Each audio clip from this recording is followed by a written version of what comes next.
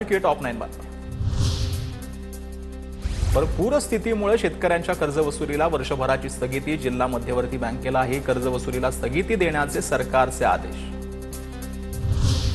जोपर्यंत देवाभाऊ मुख्यमंत्री तोपर्यंत लाडकी बहीण योजना कधीच बंद होणार नाही। पालघरमधील प्रचार सभेतून फडणवीसांची ग्वाही। महायुतीने एकत्र मिळून लाडकी बहीण योजना सुरू केली। अनेक अडथळ्यातून ही योजना सुरूच राहिली आणि यापुढेही कायम सुरू राहणार। उपमुख्यमंत्री एकनाथ शिंदेंकडून स्पष्ट।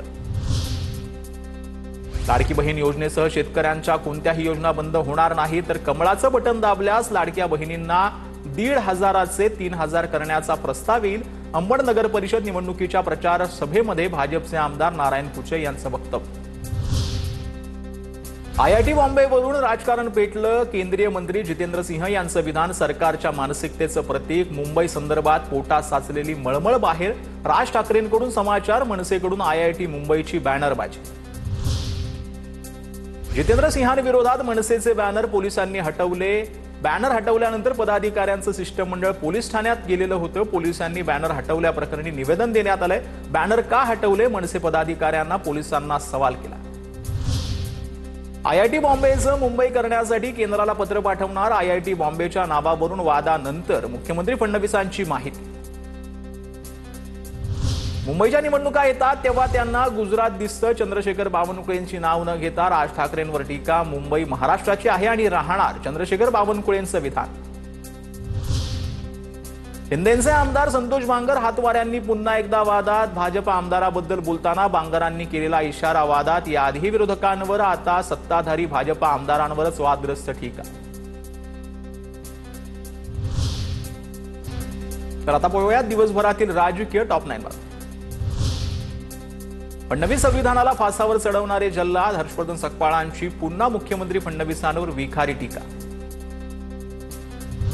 राजकारणात कुणीही कुणाचा कायमचा शत्रू किंवा मित्र नसतो। कुणामुळे आपल्या लोकांचं भलं होणार हे बघायचं असतं। बुलढाण्यातील प्रचार सभेत बोलताना अजित पवारांची प्रतिक्रिया। वांद्रे किल्ल्याप्रकरणी वर्षा गायकवाडांचं मुख्यमंत्र्यांना पत्र। किल्ल्यावरील अवमानकारक घटनांवर तात्काळ कारवाईची मागणी। किल्ल्यावर उपाययोजना राबवण्याचीही पत्राद्वारे विनंती। कल्याणमध्ये काँग्रेसला मोठा दणका। काँग्रेस जिल्हाध्यक्षांचा अनेकांचा एकत्र राजीनामा। प्रदेशाध्यक्ष हर्षवर्धन सकपाळांकडे राजीनामा सोपवला। पक्षानं राजीनामा देण्यास सांगितल्यानं राजीनामा दिल्याची माहिती। मुंबईमध्ये मतदार यादी। ठाकरेंच्या शिवसेनेच्या किशोरी पेडणेकर आणि आमदार सुनील शिंदेंचं दुबार नाव। तर निवडणूक आयोग हा भांडी घाशा आयोग आहे, कारवाई झाली पाहिजे, पेडणेकरांचा संताप। मतदार यादी ठाकरेंच्या शिवसेनेतील किशोरी पेडणेकरही दुबार मतदार। अशा गोंधळात निवडणुका होऊ नयेत। निवडणूक आयोगानं कुणाच्या घरी बसून हे कांड केलं, कारवाई झाली पाहिजे, पेडणेकरांचा संताप। आणि महापालिका निवडणूक आयोगाच्या वेबसाईटवर नवी मुंबईची यादी। अविनाश जाधव यांनी मतदार यादी दाखवत केली पोलखोल। ठाणे महापालिकेच्या वेबसाईटमध्ये घोळ असल्याचा अविनाश जाधवांचा आरोप। प्रारूप मतदार यादीवर हरकती दाखल करण्यासाठी 6 दिवसांची मुदतवाढ। 3 डिसेंबरपर्यंत प्रारूप मतदार यादीवर हरकती घेता येणार। विविध राजकीय पक्षांच्या मागणीनंतर राज्य निवडणूक आयोगाचा निर्णय। वॉर्ड आरक्षणावरती हरकती सूचना नोंदवण्याचा उद्या शेवटचा दिवस। मुंबई महापालिकेकडे आतापर्यंत 769 हरकती आणि सूचना प्राप्त। प्रभागनिहाय प्रारूप मतदार यादीवर हरकती आणि सूचना प्राप्त।